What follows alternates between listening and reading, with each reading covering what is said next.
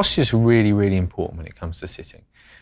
I do think there's this, I don't know where it comes from, pictures, I guess, films, idea that we have to sit cross-legged on the floor. I recommend to everybody, unless you have grown up sitting cross-legged on the floor and you're very comfortable with that, or unless you've done a lot of yoga or gymnastics, I don't know, whatever it is that allows you to sit cross-legged on the floor comfortably for a long period of time, there's really no need to do that when you're meditating. In fact, you're already learning a new skill, so maybe it's actually simplest, just to sit on a chair.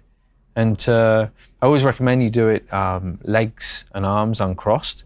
So you're sitting, so arms just resting in the legs.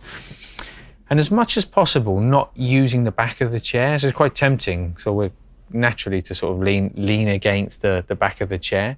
If you can, move towards the front of the chair.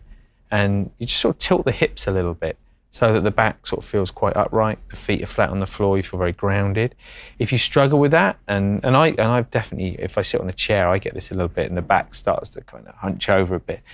I find just a little cushion or a little towel underneath my backside just helps keep the hips in place. And then you don't have to put any effort into sitting upright. The back just naturally sits straight. So it's all about, if you can set it up in the right way, it really doesn't take any effort at all.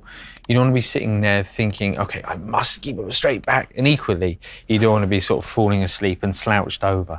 So finding a chair which is upright, where you have a nice balance of, you relax, but you focus rather than being lying down on the sofa and falling asleep. It's quite important. And if you think the way we set the body up will very much influence the mind. So if the body, as I say, if the body's like lying down on a bed, well, the mind associates lying down, being horizontal, with sleep. And there's a pretty good chance that we'll drift towards sleep.